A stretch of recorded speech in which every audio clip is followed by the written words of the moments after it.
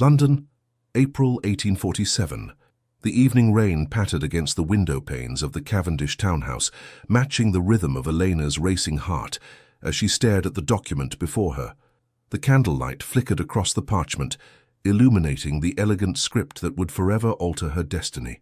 "You understand the terms, Miss Cavendish?" The solicitor's voice cut through the tense silence of her father's study. Eleanor Cavendish lifted her golden head, her blue eyes reflecting both resignation and resolve. At 22, she had once imagined a different future for herself, one filled with love and possibility. Now, she saw only duty. "I do, Mr. Holloway." Her voice remained steady despite the storm within her. "The agreement is clear." Across the mahogany desk, her father, Lord William Cavendish, avoided her gaze. Once a proud and prosperous man, he had been reduced to shadows and whispers, his shoulders bent under the weight of impending financial ruin. The gambling debts, the failed investments, the mortgaged properties, all of it had culminated in this moment. "Eleanor," he began, his voice breaking slightly, "if there were any other way—" "There isn't," she replied, more harshly than intended. Softening her tone, she added, "I've made my choice, Father." The truth hung unspoken between them. There was no choice, not really. Not when creditors circled like vultures and her younger sisters faced a future without dowries or prospects. Not when the Cavendish name, centuries old and once respected, teetered on the precipice of disgrace. The door to the study opened without warning, and Elena felt the air change even before she turned to face the newcomer.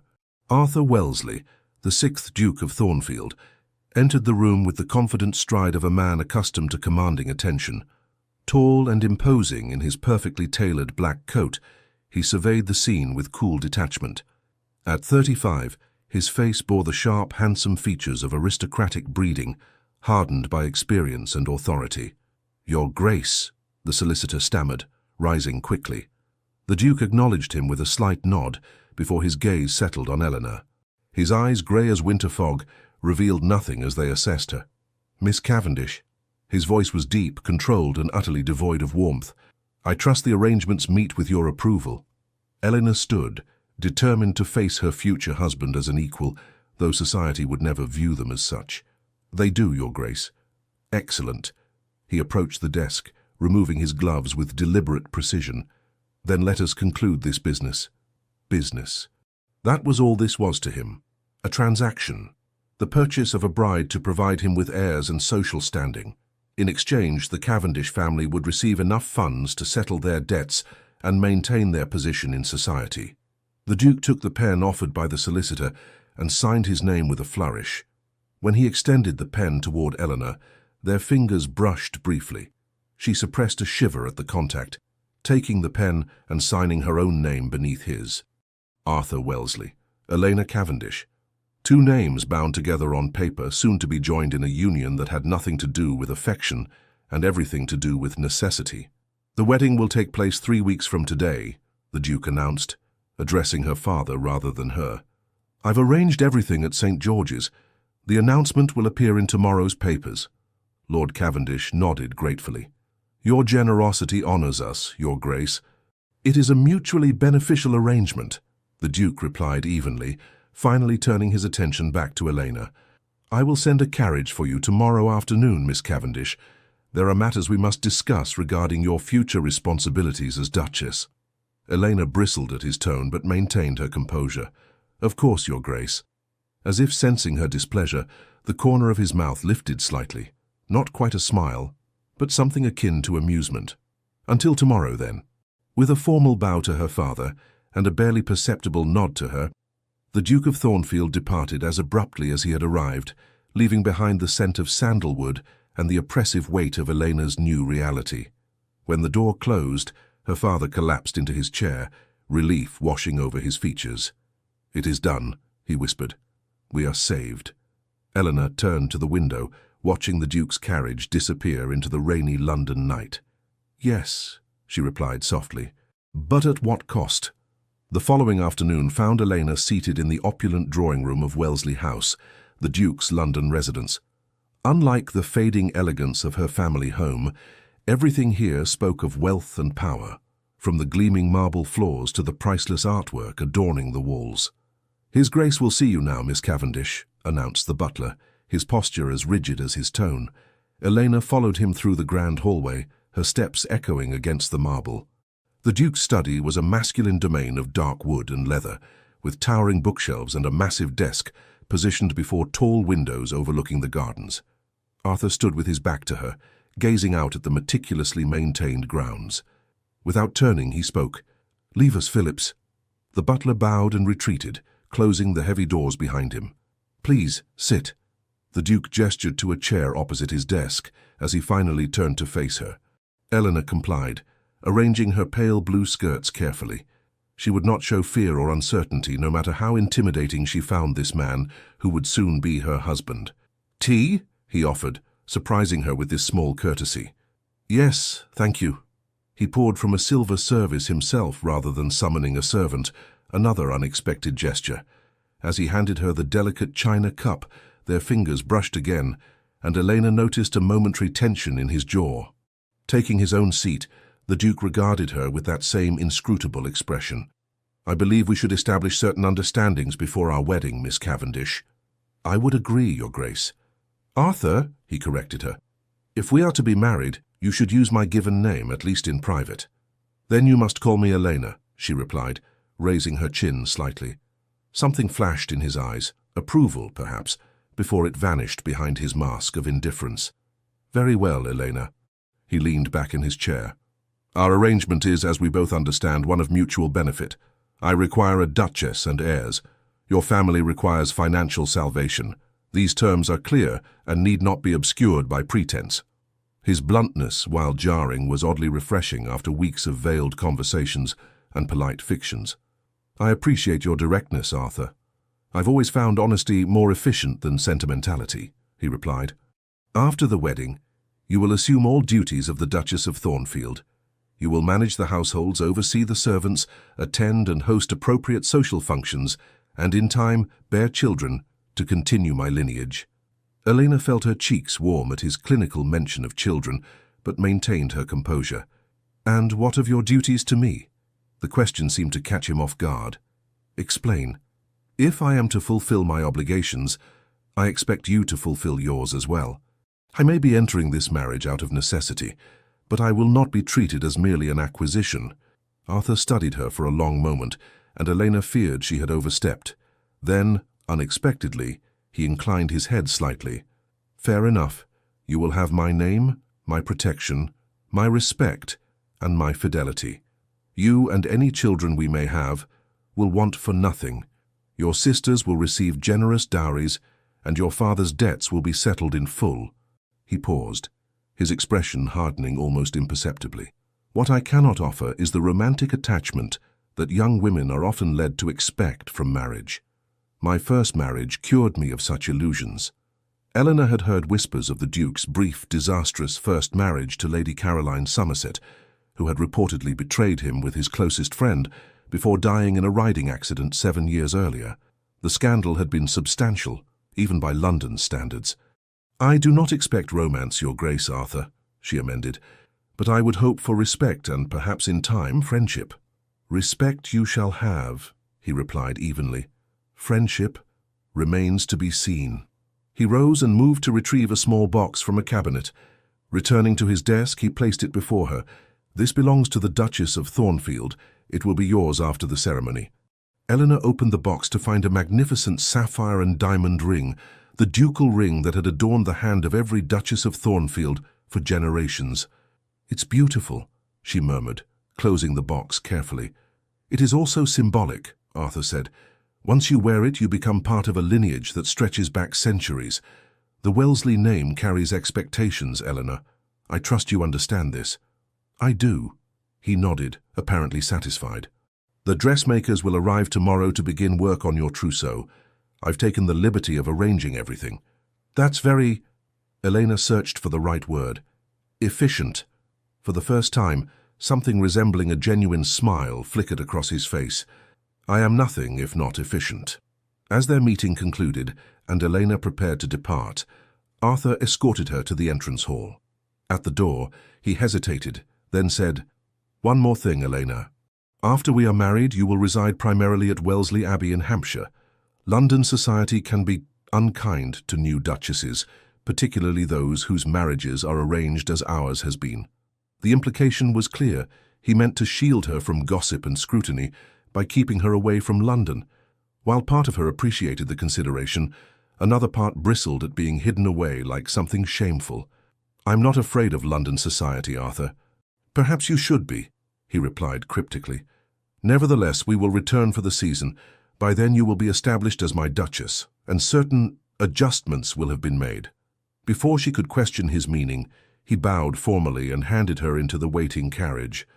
As the vehicle pulled away from Wellesley House, Elena couldn't help wondering what kind of man she was truly agreeing to marry, and whether the mask of cold indifference he presented to the world concealed something more complex beneath. The wedding of the Duke of Thornfield and Miss Eleanor Cavendish took place exactly as planned, a lavish yet sombre affair at St. George's, Hanover Square, attended by the cream of London society. Eleanor had walked down the aisle in ivory silk and Honiton lace, her golden hair adorned with orange blossoms and family diamonds, looking every inch the aristocratic bride. If observers noted the bride's solemn expression or the groom's distant manner as they exchanged vows, such observations remained discreetly whispered behind gloved hands. The union of the wealthy, powerful duke with the daughter of an old but financially diminished family surprised few. Such alliances were the backbone of aristocratic society. 3 weeks after the wedding, Eleanor found herself standing at the window of her private sitting room at Wellesley Abbey, watching spring rain sweep across the expansive grounds. The ancient estate, with its grey stone walls and centuries of history, was to be her home now, yet it still felt foreign, as did her new title and identity as Duchess of Thornfield. A soft knock at the door interrupted her thoughts. "Enter," she called, turning from the window. Mrs. Henderson, the housekeeper who had served the Wellesley family for over 30 years, stepped into the room and curtsied. "Your Grace, His Grace requests your presence in the library." Elena nodded, smoothing the folds of her emerald daydress. "Thank you, Mrs. Henderson. I'll go to him now." As she made her way through the long gallery lined with ancestral portraits, Elena couldn't help feeling the weight of their painted gazes. Generations of Wellesley women who had come before her, each one born to the role she was now struggling to inhabit. The past 3 weeks had been a careful dance of politeness between her and Arthur. They took breakfast separately, dined together formally in the evening, and retired to separate chambers at night. The marriage remained unconsummated, a fact that both relieved and puzzled Eleanor. Arthur treated her with unfailing courtesy, but maintained an emotional distance that seemed unbridgeable. She found him in the library, seated at his desk surrounded by correspondence and account books. The afternoon light filtered through the tall windows, catching the silver at his temples, the only indication of age in his otherwise vigorous appearance. "You wish to see me, Arthur?" she asked from the doorway. He looked up, his expression softening almost imperceptibly at the sight of her. "Yes, Eleanor, please come in." Setting aside his papers, he gestured to a chair near the desk. "I've had word from London. Lady Pemberton is hosting her annual midsummer ball in 3 weeks. We are expected to attend." Eleanor felt a flutter of both excitement and apprehension. "We're returning to London." "Briefly," he confirmed. "It would be noticed if we were absent, particularly so soon after our marriage. Speculation is unhelpful." The practical consideration behind his decision was clear, yet Elena couldn't help feeling that there was more to it than social obligation. "Is there something specific about this ball that concerns you?" Arthur's gaze sharpened. In their short time together, she had noticed his surprise whenever she perceived more than he intended to reveal. "You are perceptive," he acknowledged. "Lady Pemberton is a significant figure in society, and her favor can influence many. More importantly, she was my mother's closest friend and has certain expectations regarding my marriage." "She disapproves of me," Eleanor surmised. "She hasn't met you," Arthur replied evenly, "but she had other candidates in mind for my second wife. Her own niece, Lady Beatrice Ashworth, chief among them." The name was familiar. Lady Beatrice was known as one of London's most celebrated beauties, from an impeccable lineage and with a substantial fortune. Elena had glimpsed her at social functions, always surrounded by admirers. "I see," she said carefully. "And was Lady Beatrice a serious consideration?" Something hardened in Arthur's expression. "No, though many assumed otherwise. The clipped response suggested deeper waters that Eleanor was not yet privileged to navigate. She changed tack. "What will be expected of me at this ball? You will be scrutinized as my new Duchess," he stated plainly. "Your appearance, your manners, your conversation, all will be judged against the standard of what a Duchess of Thornfield should be." "And if I fall short?" Elena challenged, a hint of defiance in her tone. Arthur regarded her steadily. "You won't." His confidence, however calculated, warmed her unexpectedly. "You seem very certain of that." "I chose you for a reason, Eleanor," he said, rising from his desk to stand by the window. "Despite the circumstances of our arrangement, I did not select my bride carelessly." Before she could ask what he meant, he continued, "Mrs. Henderson will arrange for the London house to be prepared. We'll depart in 2 weeks' time. In the meantime," he turned back to her, "there is something else I wish to discuss." From a drawer in his desk, he removed a leather portfolio and handed it to her. "As Duchess, you now have certain responsibilities, including charitable patronages traditionally associated with the Wellesley family. These are the current organizations. You may continue them or select new ones as you see fit." Eleanor opened the folder, scanning the list of orphanages, hospitals, and educational institutions. "You're giving me complete discretion?" "Within reason," he qualified. "The Duchess of Thornfield has historically maintained certain commitments, but yes, you have autonomy in how you direct your charitable efforts." It was the first real authority he had granted her, a small acknowledgement of her position that felt significant nonetheless. "Thank you, Arthur. I'll review these carefully." He nodded, then hesitated before adding, "There is one more matter. Your sister, Miss Charlotte, has been invited to join us in London. I thought perhaps you might appreciate her company, and it would be an opportunity for her to be introduced to society under your sponsorship." The unexpected thoughtfulness of this gesture caught Elena by surprise. Charlotte, just 18 and the closest to her in age among her sisters, had been heartbroken at their separation after the wedding. "That's very kind of you," she said, genuinely touched. Arthur dismissed the sentiment with a slight wave. "It's practical. Your sister will need to make an advantageous match eventually. Association with the Thornfield name will only improve her prospects." Even as he framed the invitation in terms of practicality, Eleanor sensed there might be more to it. A small concession to her happiness, perhaps. Or merely another calculated move in whatever game he was playing. "Still, I am grateful," she persisted. "Charlotte will be overjoyed." A fleeting softness passed over his features. Then it settled. "You may write to her today if you wish." As their meeting concluded and Elena rose to leave, Arthur called after her, "One more thing, Elena." She turned questioningly. "For the Pemberton ball?" He hesitated, then continued with unusual hesitation, "Lady Beatrice and her circle can be challenging. If at any point you find yourself uncomfortable, you need only signal to me. I would not have you distressed." The concern, however formally expressed, suggested a protectiveness she hadn't expected. "Thank you, Arthur, but I believe I can manage Lady Beatrice and her friends." A ghost of a smile touched his lips. "I don't doubt it. Still, the offer stands." As Elena left the library, she felt a subtle shift in the atmosphere between them. Not quite warmth, but perhaps the first fragile bridge across the chasm of their arranged union. The Pemberton townhouse blazed with light, a beacon of aristocratic splendor in Berkeley Square. Carriages lined the street, disgorging finely dressed nobles into the warm June evening.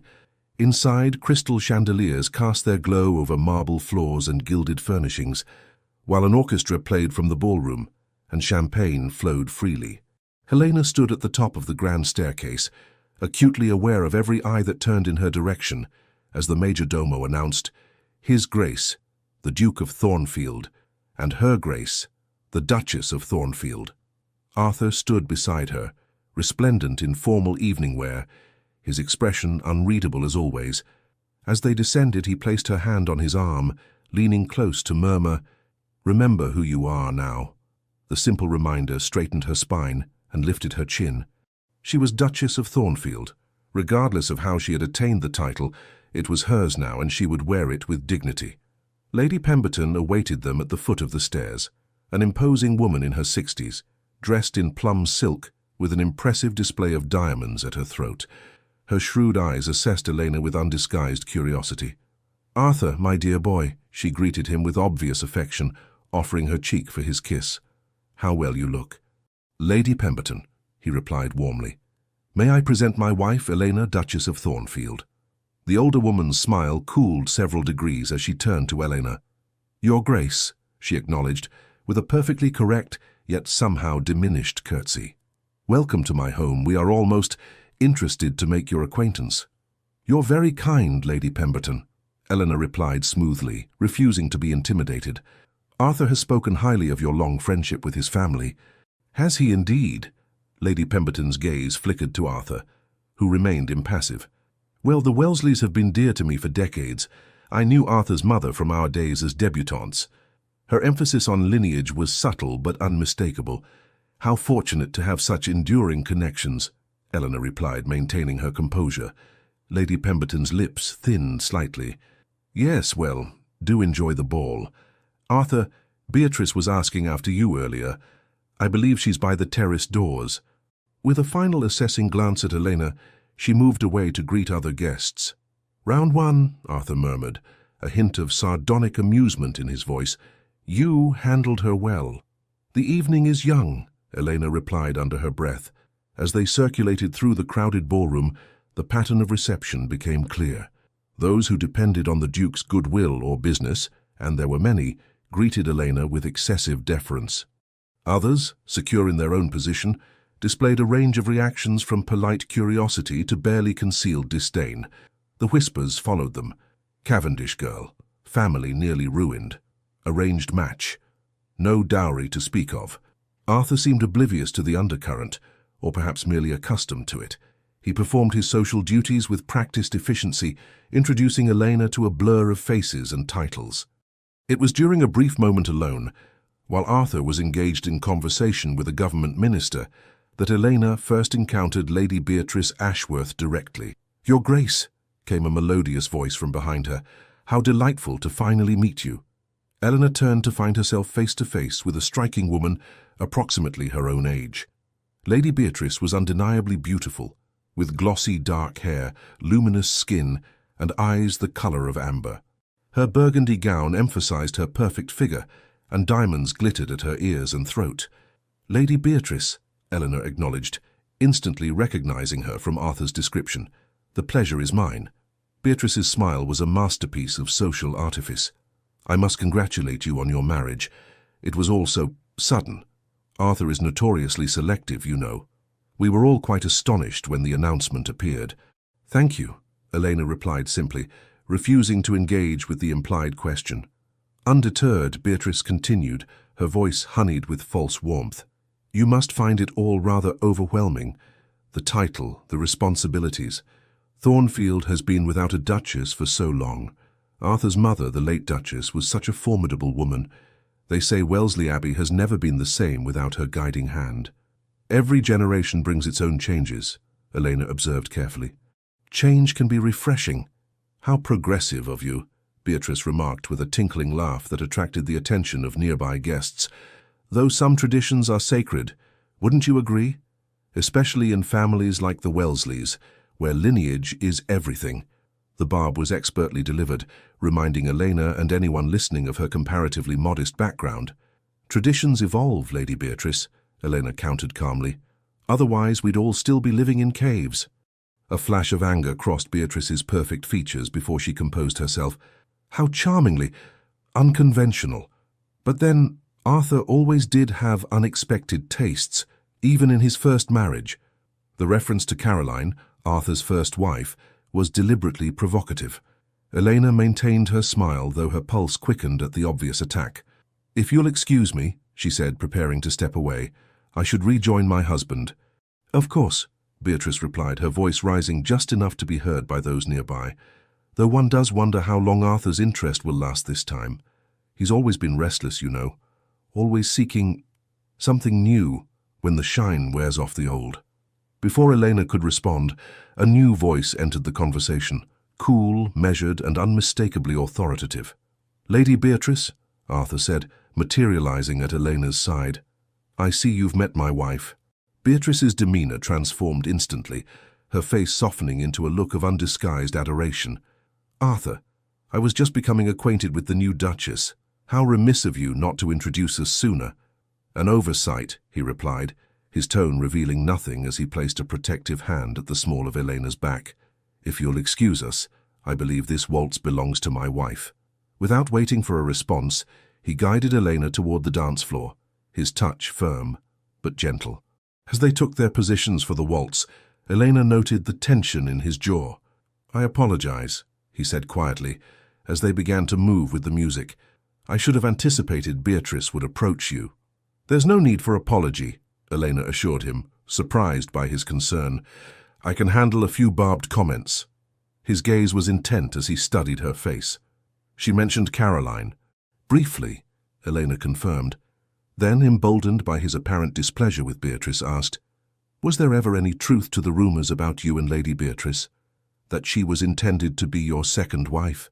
Arthur's expression darkened. Beatrice's expectations were her own creation, encouraged by Lady Pemberton. "I never gave her reason to believe I would offer for her." The dance brought them closer, his hand warm against her waist. "Why not?" Elena found herself asking. "She's beautiful, well-connected, wealthy, and reminds me too much of Caroline," he finished bluntly. The candid admission surprised her.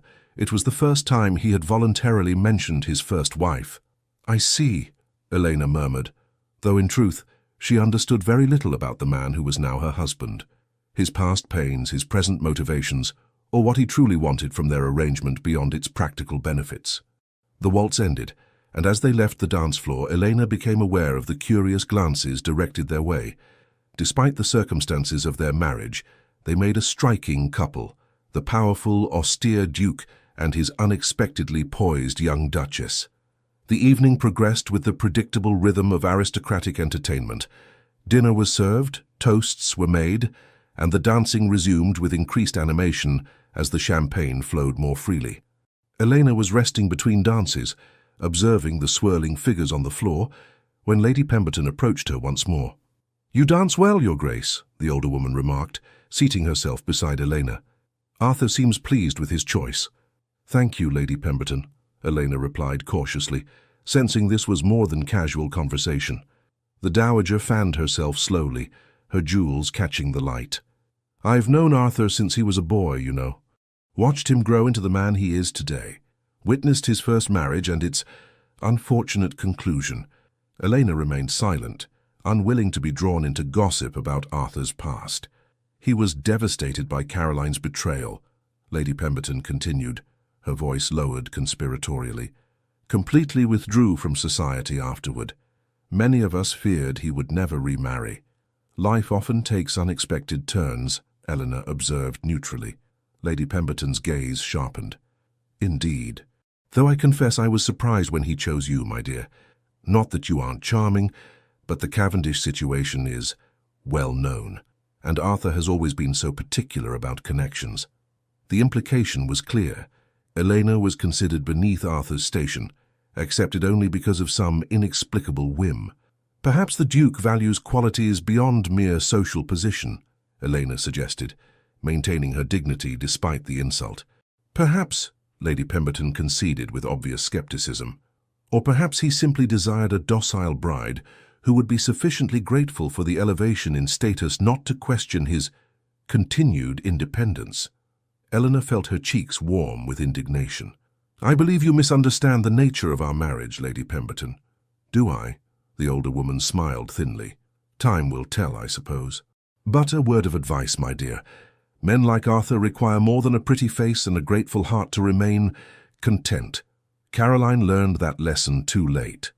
Before Eleanor could formulate a response that wouldn't cause a scene, Lady Pemberton rose and drifted away, leaving her alone with the unsettling insinuation. The evening took a decisive turn as the clock approached midnight.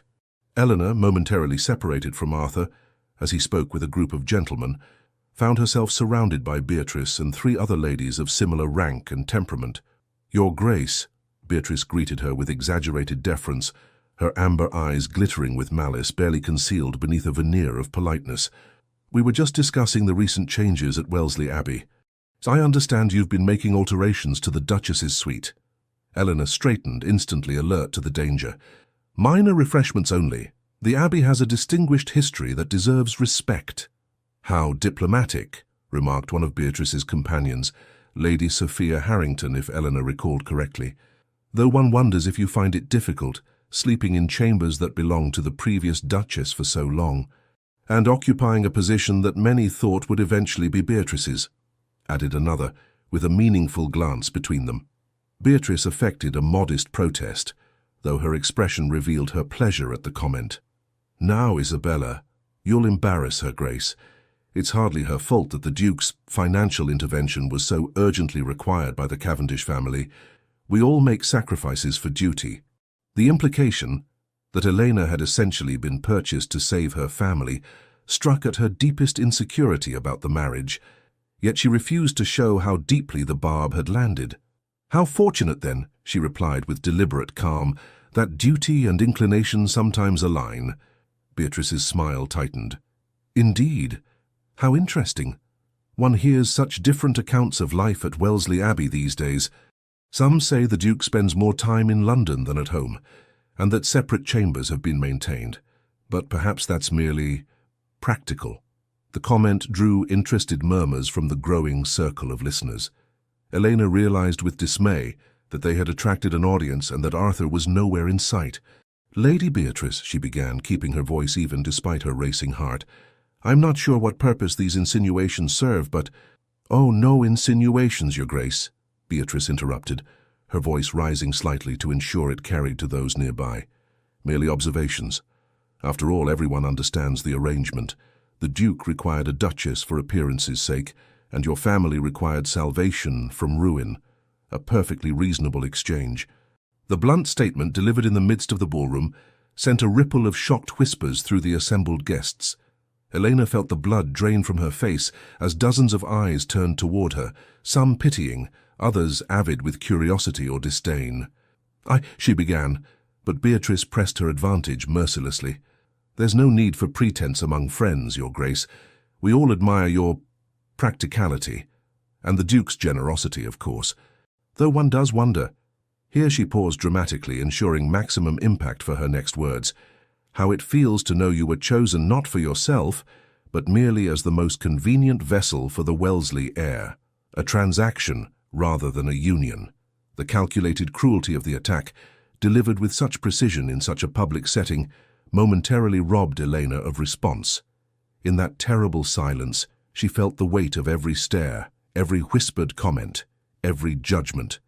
Then suddenly the crowd parted, and Arthur was there, his expression thunderous as he took in the scene before him. His gaze moved from Eleanor's pale face to Beatrice's triumphant smile, understanding instantly what had transpired. "Lady Beatrice," he said, his voice dangerously quiet, "I believe you've overstepped." Beatrice's confidence wavered slightly at his tone, but she attempted to maintain her position. "Arthur, I was merely making conversation with your—" "My wife," he interrupted coldly, "the Duchess of Thornfield, to whom you owe both respect and courtesy, neither of which you appear capable of offering." The rebuke, delivered with such public firmness, caused Beatrice to flush deeply. "I meant no offence," she stammered, suddenly aware of the turning tide as Arthur's clear anger registered with the onlookers. "Quiet offence was given," Arthur replied, his voice carrying easily in the hushed ballroom, "and not for the first time. Your persistent inability to accept reality has become tiresome, Beatrice." He turned to Elena then, and what happened next would become the talk of London for months to come.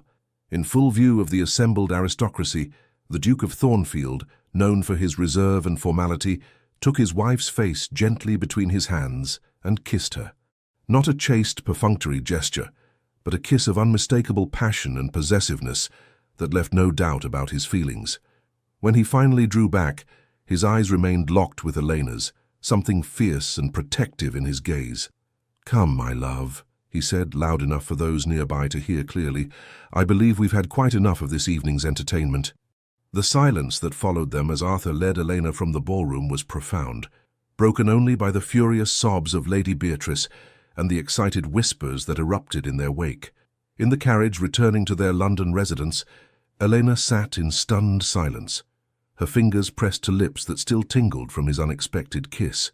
"Why did you do that?" she finally asked, as they traveled through the quiet streets. Arthur, seated opposite her, regarded her with an expression she couldn't quite decipher in the dim light. "Because it was necessary." "Necessary," she repeated, a hint of bitterness creeping into her voice. "To salvage appearances, you mean?" "No," he said quietly. "To protect what is mine." The possessive declaration hung between them, complicated by all that remained unsaid. Elena studied his face, searching for some clue to the emotions behind his controlled exterior. "Lady Beatrice was not entirely wrong, was she?" she asked, needing to confront the truth between them. "Our marriage was a transaction." Arthur's jaw tightened. "It began that way," he acknowledged, "but Beatrice was wrong about why I chose you." "Then why did you?" Elena pressed, emboldened by the events of the evening. "Out of all the eligible women in London, why select the daughter of a ruined family?" The carriage swayed gently as it continued through London's darkened streets. Arthur's face was half in shadow, but Elena could see the tension in his shoulders, the careful control in his expression as he considered her question. "I chose you," he finally said, his voice low, "because unlike the others, you looked at me rather than my title or fortune." Elena's breath caught at this unexpected admission. "When we first met, at Lady Harrington's musical evening last winter," he continued, "you were the only woman in the room who didn't simper or scheme. You spoke your mind about Beethoven's sonata, while everyone else merely echoed whatever opinion they thought I held. That impressed me." Elena remembered the evening well, a brief, unremarkable conversation she'd nearly forgotten. She had no idea he'd even noticed her. "I observed you after that," Arthur admitted.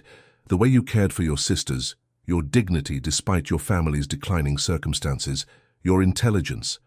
When I learned of your father's situation, I saw an opportunity that could benefit us both." His gaze met hers directly now. "I didn't want another Caroline, someone who married me for my position while harboring resentments and desires elsewhere. I wanted someone with strength of character, who would uphold the responsibilities of a duchess, someone who understood duty and loyalty." "You make me sound like a suitable horse," Elena said softly, "chosen for good breeding and temperament." A flicker of something, regret perhaps, crossed his face. "That was not my intention. I meant to compliment your character, not diminish your worth." The carriage turned into the courtyard of their London house, and Arthur hesitated before adding, "What happened tonight, Beatrice's cruelty, was my fault. I should have anticipated it and protected you better." "I don't need protection," Elena insisted, though his concern touched her. "Only honesty." As the carriage stopped, Arthur surprised her by moving to sit beside her, taking her gloved hand in his. "Then honestly, Eleanor, I am pleased with our arrangement, more than I expected to be." It wasn't a declaration of affection, but from this reserved, guarded man it felt significant. The warmth of his hand through her glove, the intensity of his gaze, these spoke of something evolving between them that neither had anticipated. The footman opened the carriage door, interrupting the moment. Arthur helped her down, his hand remaining at the small of her back as they entered the house. In the grand entrance hall, he paused. "Tomorrow we return to Wellesley Abbey," he said, "unless you prefer to remain in London longer." "No," Elena decided. "I think we've given society enough to gossip about for one evening." Something like amusement flickered in his eyes. "Indeed. Good night, Elena." He bent and, to her surprise, placed a gentle kiss on her forehead before turning toward his study. "Arthur," she called after him, gathering her courage. "That kiss at the ball, was it merely for appearance's sake?" He stopped but didn't turn fully. "No," he said simply. "It was not." With that cryptic response, he disappeared down the corridor, leaving Elena to contemplate this new, confusing shift in their carefully negotiated relationship. The return to Wellesley Abbey brought a subtle but unmistakable change in their dynamic. While they still maintained separate chambers and many of the formal aspects of their arrangement, other boundaries began to blur. Arthur no longer confined himself exclusively to his study, but joined Elena in the library or drawing room in the evenings. They spoke of books, music, the estate management, conversations that gradually became less guarded, occasionally even warm. On a particularly fine morning in late June, Elena was reviewing correspondence in her sitting room when a knock came at the door. To her surprise, it was Arthur, rather than a servant who entered at her invitation. "I thought you might like to see the Eastern Gardens today," he said without preamble. "The roses are at their peak, and the head gardener tells me you've taken an interest in his work." The invitation, so casually offered, represented another small breach in the wall between them. "I'd like that very much," Eleanor replied, setting aside her letters. They walked together through the formal gardens, the morning sun warming the ancient stone walls and highlighting the vibrant blooms. Arthur, to her surprise, knew the history of every section, which Duchess had commissioned which planting, how the design had evolved over generations. "My mother loved these gardens," he told her, as they paused by a particularly magnificent display of white roses. "After she died, my father let them fall into disrepair. When I inherited, restoring them was one of my first projects." It was the most personal information he had volunteered about his family, and Eleanor treasured the small confidence. "They're beautiful," she said sincerely. "Your mother would be proud." Arthur's expression softened momentarily. Perhaps. She was difficult to please. "And was your father equally demanding?" Eleanor ventured, curious about the family that had shaped him. "My father was," he paused, choosing his words carefully, "a traditional duke, concerned with duty, lineage, appearances, not given to displays of affection or approval." The measured description suggested deeper complexities that Arthur wasn't ready to share, but even this glimpse into his past felt like progress. As they continued their walk, Elena gathered her courage to address what had remained unspoken between them since their return from London. "Arthur, about what happened at the Pemberton ball—" "You were exemplary," he interrupted. "Lady Beatrice behaved abominably, but you maintained your dignity admirably." "Thank you. But that's not what I meant to discuss," Elena persisted gently. "Since that night, things between us have seemed different." Arthur stopped walking, turning to face her fully. In the clear morning light, his grey eyes appeared less forbidding than usual. "Different how?" "Less formal," she clarified. "More like a true marriage than a business arrangement." His expression became guarded again. "Does that concern you?" "No," Eleanor answered honestly. "It confuses me. I'm not sure what you want from me now." Arthur was silent for a long moment, studying her face as if searching for something. "What I want," he finally said, "is complex. When we married, I believed I could maintain a distance. Emotional detachment seemed safer, cleaner. But I find myself unexpectedly drawn to you, Elena. Your courage, your grace under pressure. It has made me question my own careful rules." The admission, delivered with such reluctant honesty, touched her deeply. "I felt it too," she confessed. "This shift between us." Something vulnerable flickered in his eyes before he masked it. "We should proceed carefully. My first marriage taught me the dangers of allowing sentiment to cloud judgment." "What happened with Caroline?" Elena asked softly, knowing she was treading on sensitive ground but needing to understand the shadows that still haunted him. Arthur's jaw tightened. For a moment, she thought he would refuse to answer, retreat behind his walls of reserve. Instead, he gestured to a stone bench nestled among the roses. "Sit with me." When they were seated, he began, his voice controlled, but with an undercurrent of old pain. "Caroline Somerset was the most celebrated debutante of her season, beautiful, accomplished, from an impeccable family. Our marriage was considered the match of the decade." He paused, staring out across the gardens. "I was 27, recently inherited, and believed myself in love. Caroline seemed equally enamored, or so I thought. The first year was happy, or what I believed was happiness." Another pause, longer this time. "Then I discovered her affair with James Blackwood, my closest friend since childhood. It had been ongoing since before our wedding." Eleanor's heart ached at the betrayal he described. "Arthur, I'm so sorry." "The worst part wasn't the infidelity," he continued as if he hadn't heard her. "It was learning that our entire marriage had been a charade. She married me for my title while loving him. Every tender moment, every intimate confidence, all false. The revelation explained so much about his guarded nature, his reluctance to trust." "And her death?" Eleanor asked gently. "The riding accident occurred 3 months after I confronted her," Arthur said, his voice flat. "She was attempting to reach Blackwood's estate through the woodland path, a dangerous route in poor weather. Her horse stumbled on the rain-slick stones of the old bridge. His hands clenched slightly. Society blamed me, of course. Whispers that I had driven her to desperation, that I had been cold and unforgiving. Lady Pemberton was particularly vocal in her criticism. "Is that why you avoided remarrying for so long?" Arthur nodded slowly. Marriage seemed an unnecessary risk. I had an heir in my nephew, my younger brother's son. There seemed no reason to subject myself to potential betrayal again.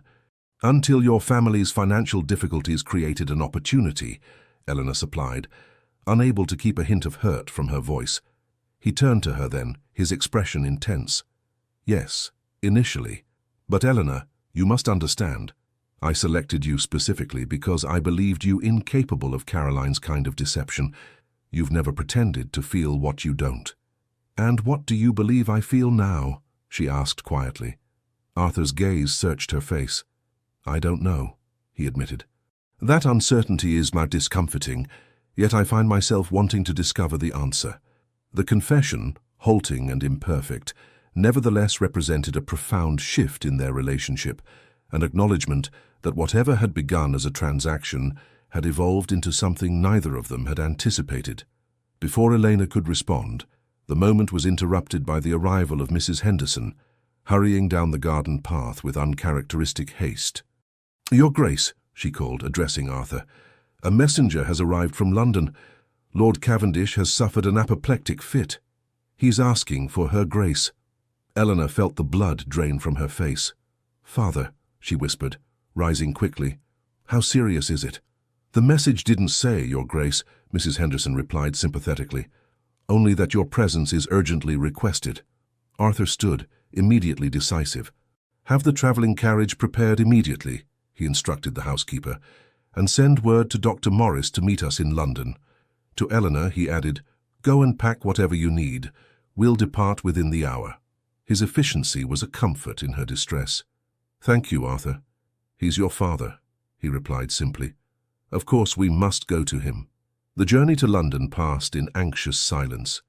Arthur had arranged for fresh horses at each posting station, enabling them to make the trip in record time, yet it still felt agonizingly slow to Elena. He sat beside her rather than opposite, his steady presence providing silent support as she wrestled with fear for her father's condition. They arrived at the Cavendish townhouse well after midnight. Charlotte met them at the door, her young face pale with worry as she embraced her sister. "Oh, Elena, I'm so relieved you've come. How is he?" Eleanor asked urgently. "Stable for now," Charlotte replied, leading them upstairs. "Dr. Winters says it was a severe attack, but Father is strong. He's been asking for you continuously." Outside Lord Cavendish's bedchamber, Eleanor hesitated, turning to Arthur. Would you come in with me?"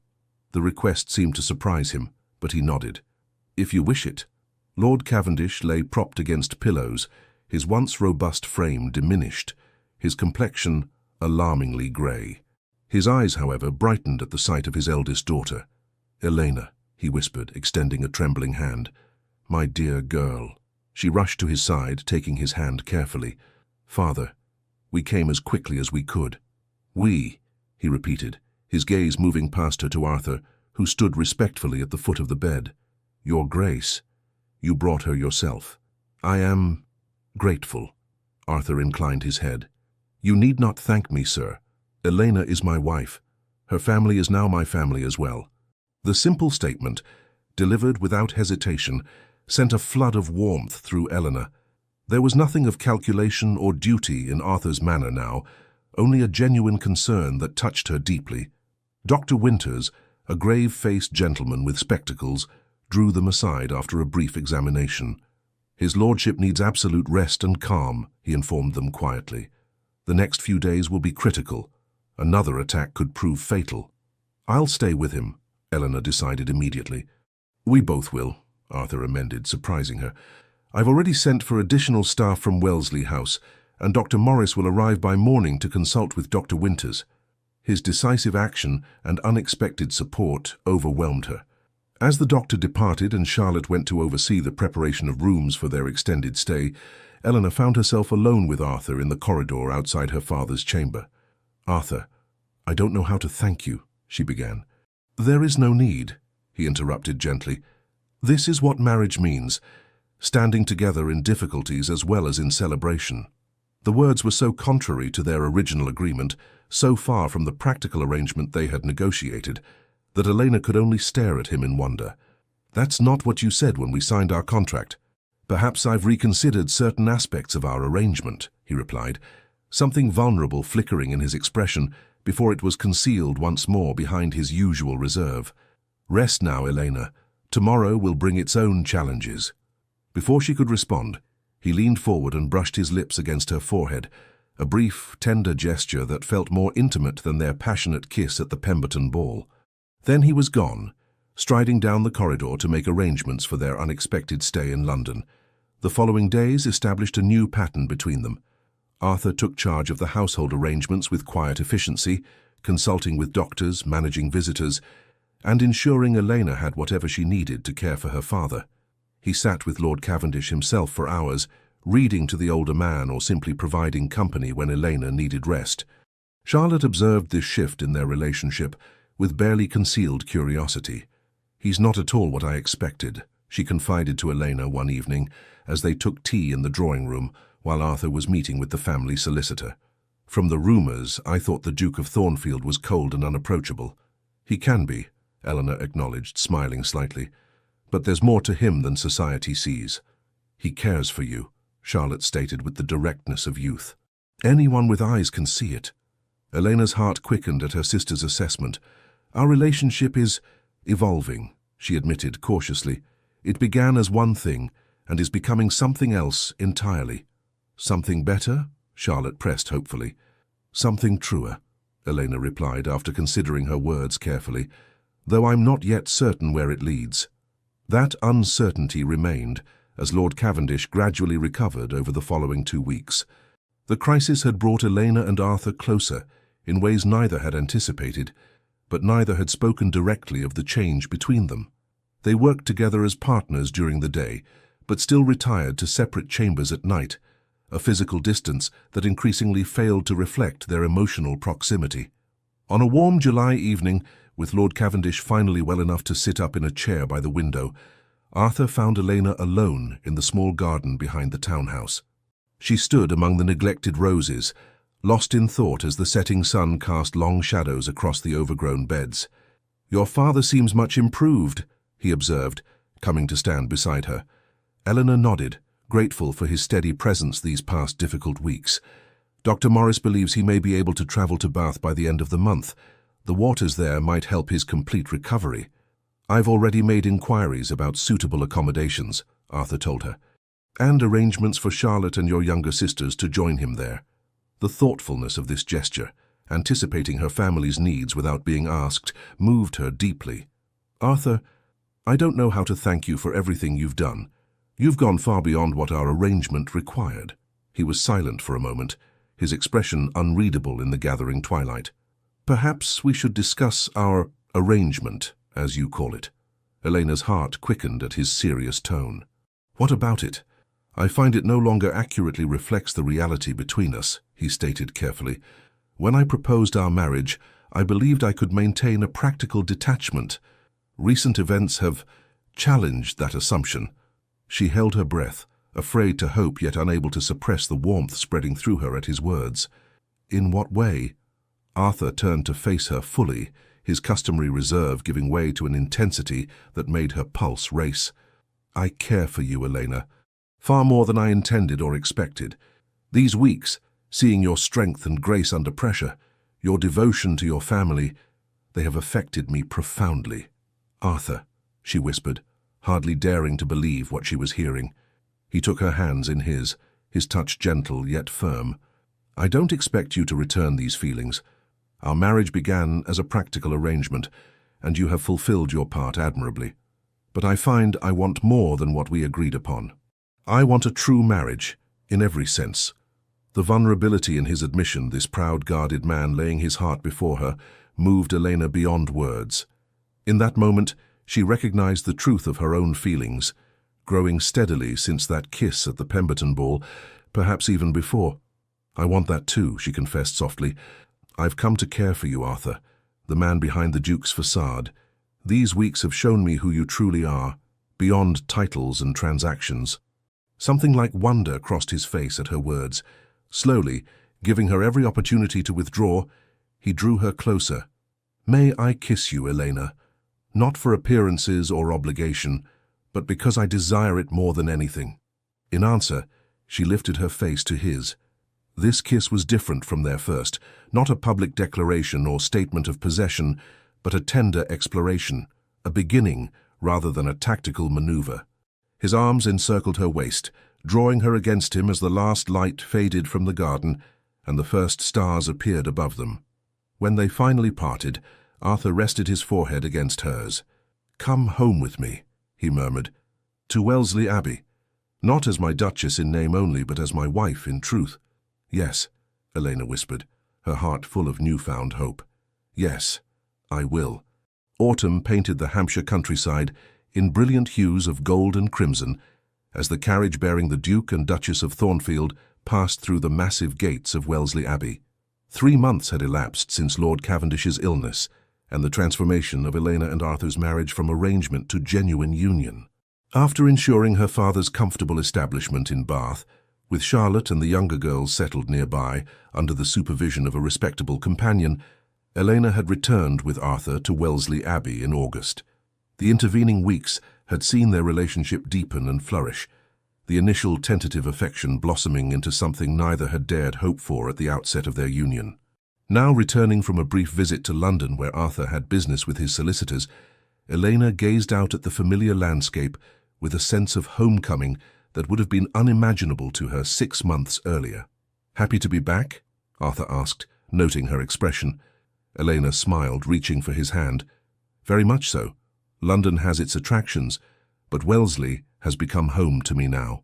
The simple admission pleased him visibly. "And you've made it more of a home than it has been in decades," he told her. "Mrs. Henderson commented just last week that the Abbey hasn't felt so alive since my mother was alive." Coming from the reserved housekeeper who had initially viewed Elena with skepticism, this was high praise indeed. "I'm glad," she replied sincerely, "though I've hardly made dramatic changes." "You've changed more than you realize," Arthur said thoughtfully, "not just in the house, but in those who inhabit it, including me." The carriage rolled to a stop before the imposing front entrance, where the staff had assembled to greet their return. As Arthur handed Elena down, she was struck once again by the contrast between her first arrival as a nervous bride and her return now as a confident, beloved Duchess. Mrs. Henderson stepped forward with a formal curtsy that couldn't quite suppress her smile. "Welcome home, Your Graces. We've prepared everything as requested." "Thank you, Mrs. Henderson," Elena replied warmly. "It's good to be back." As they entered the grand hall, Arthur kept Eleanor's hand on his arm, leaning close to murmur, "I have something to show you. After dinner, if you're not too tired from the journey." His secretive smile intrigued her. "I'm not at all tired. What is it?" "Patience," he teased, a playfulness that still surprised and delighted her. "All will be revealed in due course." The evening passed pleasantly with a quiet dinner in the small dining room they preferred when not entertaining. Afterward, Arthur led Elena through the west wing of the Abbey, toward a section she had rarely visited. "Where are we going?" she asked, curiosity growing as they proceeded down corridors she didn't recognize. "You'll see," was all he would say, his expression both serious and anticipatory. They stopped before an ornately carved door that Elena didn't recall seeing before. Arthur hesitated, suddenly appearing almost nervous, an emotion she had rarely observed in him. "These rooms have been closed for many years," he explained. "They were my parents' private apartments, separate from the formal ducal chambers you've seen. After my mother died, my father sealed them off. I never had reason to open them again until now." With that mysterious statement, he produced a key and unlocked the door, leading Elena into a suite of rooms that took her breath away. Unlike the imposing grandeur of the staterooms or the masculine austerity of Arthur's current chambers, these apartments were elegant yet intimate, designed for comfort as well as beauty. A sitting room opened into a study on one side and a bedchamber on the other, all connected by doorways rather than formal corridors. The furnishings were exquisite but welcoming, with comfortable chairs positioned near the fireplaces and windows, offering spectacular views of the eastern gardens. "This is beautiful," Elena breathed, turning slowly to take it all in. "Why have I never seen these rooms before?" Arthur watched her reaction closely. "They belonged to my parents during the happiest years of their marriage, before duty and disappointment drove them apart.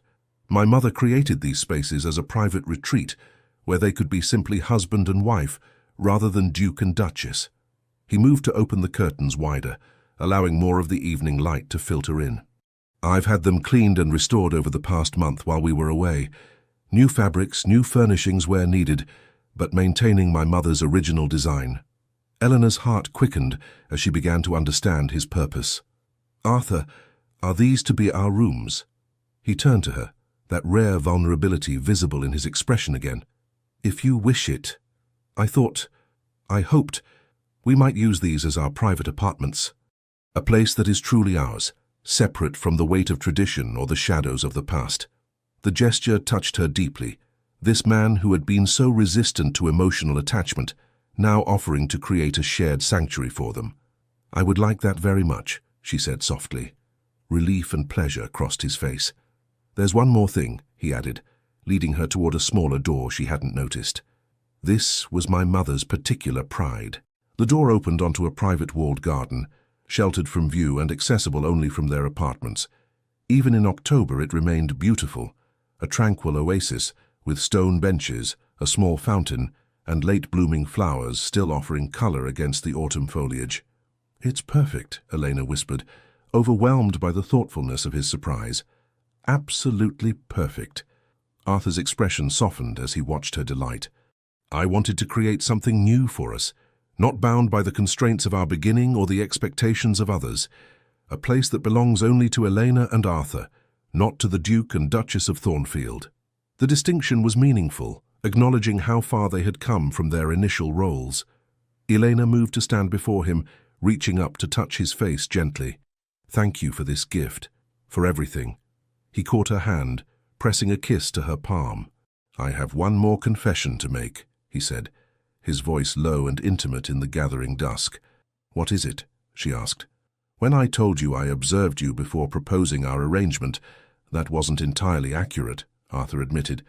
"The truth is, I noticed you the first moment you entered Lady Harrington's musical. You stood apart from the others, genuine, unaffected. Something about you called to me even then, though I wasn't ready to acknowledge it." He drew her closer, his arms encircling her waist. "When I learned of your family's difficulties, I told myself I was being practical, strategic, that our marriage would be a sensible solution for both of us. But I think, even then, some part of me was seeking a reason to claim you." The confession, this proud man acknowledging the emotions he had denied even to himself, moved Eleanor deeply. "And now," she whispered. "What do you seek now?" "Only this," he replied simply. "You, us. A life together built on truth rather than arrangement." As twilight deepened around them in their private garden, Elena realized how completely her life had transformed. From reluctant bride to beloved wife, from marriage of convenience to partnership of choice, the journey had been unexpected but infinitely precious.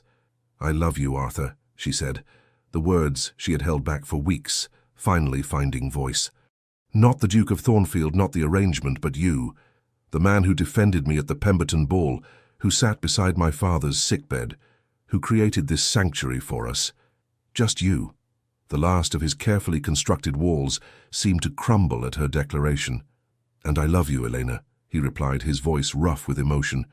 "More than I believed possible, more than I have ever loved anyone." Their kiss in the twilight garden sealed this new beginning. No longer a contract between strangers, but a covenant between two hearts that had found each other against all odds and expectations. London, December 1847.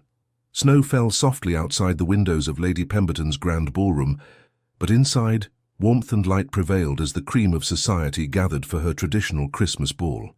Chandeliers glittered above elegantly dressed nobles, while musicians played seasonal melodies and servants circulated with champagne and delicacies.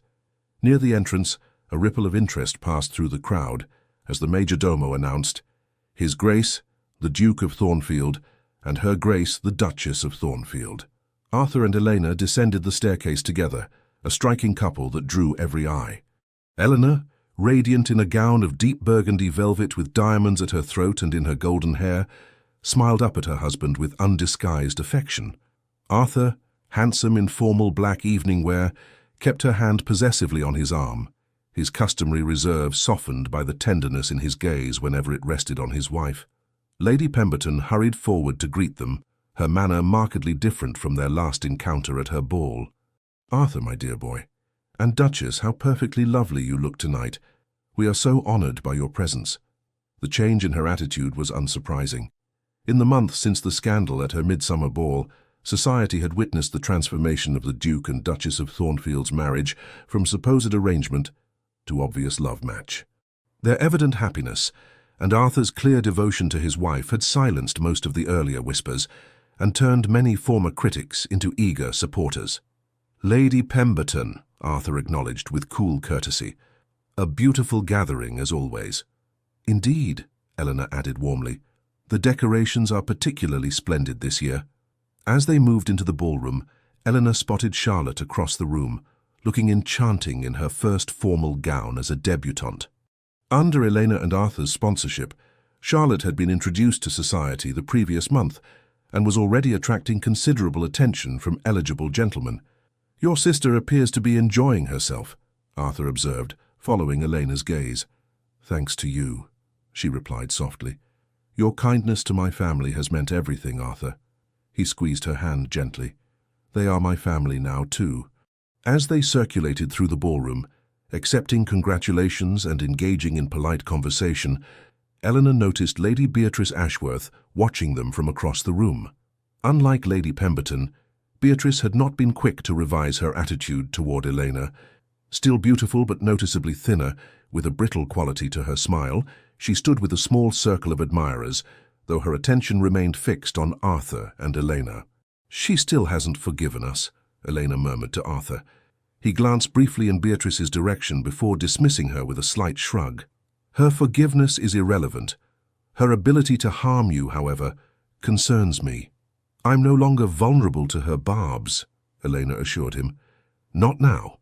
The music changed to a waltz, and Arthur led Elena onto the dance floor. As they moved together with the practiced ease of partners who had grown increasingly attuned to each other, she reflected on how dramatically her life had changed in less than a year. Her father had recovered sufficiently to enjoy his new life in Bath, where he was courting a respectable widow who seemed to bring out the best in him. Charlotte was flourishing under Elena's guidance, while her younger sisters were receiving the education and opportunities that had once seemed impossible. And Elena herself had found a happiness beyond anything she could have imagined when she signed that fateful contract in her father's study. "What are you thinking?" Arthur asked, noticing her contemplative expression. "About beginnings and endings," she replied. "How what began as necessity has become the greatest joy of my life." His eyes softened. "Mine as well." As the waltz ended, Arthur kept her hand in his. "There's something I've been meaning to tell you," he said, leading her toward a quieter corner of the ballroom. "I received word from Dr. Morris yesterday." Elena's pulse quickened at his serious tone. "Is it about father? Has he suffered a relapse?" "No, nothing like that," Arthur assured her quickly. "It's about you, Elena. The symptoms you've been experiencing, the morning fatigue, the sensitivity to certain foods." Understanding dawned, and Elena's hand went instinctively to her abdomen. "You mean—" Arthur nodded, joy and pride evident in his expression. "Dr. Morris believes we will welcome a new Wellesley to the Abbey by midsummer." The news, suspected but now confirmed, filled Elena with overwhelming happiness. "A child," she whispered. "Our child." Arthur drew her closer, propriety momentarily forgotten as he pressed his forehead to hers. "The first of many, I hope," he murmured. "If you're willing." "Very willing," she assured him, blinking back happy tears. From across the room, Lady Beatrice watched their intimate exchange with narrowed eyes. Unable to contain her curiosity and resentment, she approached them with a brittle smile. "Your Graces," she greeted them with exaggerated deference. "How delightful to see you again after so many months." "Lady Beatrice," Arthur acknowledged coolly, his arm protectively around Elena's waist. Beatrice's gaze flicked between them, noting their obvious closeness. "Society has missed your presence these past months. Hiding away at the Abbey, I understand." "Enjoying my wife's company," Arthur corrected firmly. "A pleasure I would recommend to any husband fortunate enough to have married for love rather than convenience." The pointed remark struck home, and Beatrice's artificial smile faltered. "How romantic, though one does hear such interesting whispers about marriages that begin as arrangements." Eleanor met her gaze steadily. "Perhaps you should listen less to whispers, Lady Beatrice, and more to truth spoken plainly. Arthur and I are happy, genuinely, completely happy." "How fortunate for you both," Beatrice replied, unable to fully mask her bitterness. "Though happiness can be fleeting." "Not ours," Arthur stated with quiet conviction. "Now, if you'll excuse us, I believe I promised my wife another dance." As he led Eleanor away, Beatrice called after them, "You've changed, Arthur." "The man I knew would never have been so demonstrative." Arthur paused, turning back to her with a small, genuine smile. "You're right, Beatrice. I have changed. For the better, I believe." On the dance floor once more, Elena leaned close to murmur, "That was rather pointed." "Sometimes clarity is kinder than ambiguity," Arthur replied. "Besides, I find I no longer have patience for society's games or petty cruelties, not when they're directed at those I love." The simple declaration, this once reserved man openly acknowledging his feelings, warmed Elena's heart. "Nor do I," she agreed. "Life is too precious to waste on pretense."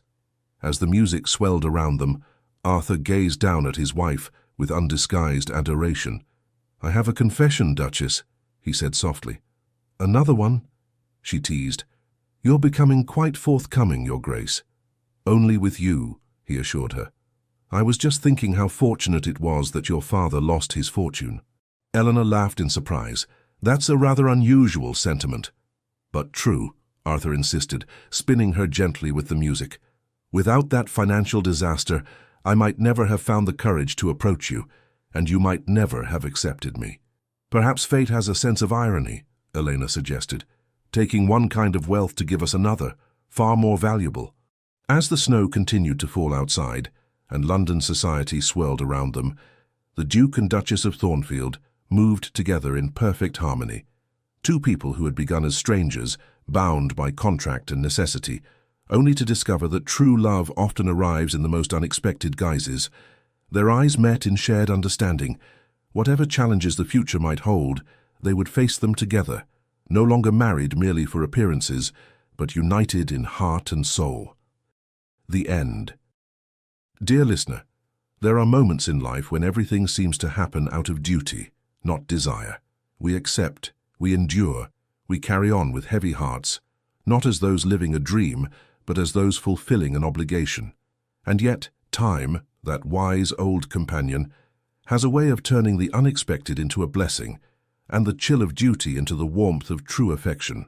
The story of Elena and Arthur reminds us that not everything born of appearances ends without soul, that love can rise even after pain, that respect can heal old wounds, and that one gesture, like that kiss in front of so many judging eyes, can speak louder than 1,000 promises. Real life is no different. Even in our hardest seasons, there is still room for the unexpected, for tenderness, for a new chapter filled with meaning. So tonight, take a deep breath. Let your heart be still. You who have faced so much, who have been strong when no one was watching, deserve to rest in peace, wrapped in a quiet sense of comfort, protection, and love. May sleep come to you like a gentle embrace, and may tomorrow greet you with the quiet certainty that beauty still waits for you. With all our affection, Legends of the Fall Team. Thank you so much for staying with us until the end. If this story stirred something in your soul, please subscribe, like, comment, and share it with others who also believe in second chances and love that heals. From the bottom of our hearts, thank you for supporting our channel. Your support motivates us every day to keep writing new stories, filled with love, redemption, and emotional twists that stay with you long after the video ends. At the end of this video, another beautiful story awaits. Click and be surprised by more emotional tales crafted just for you.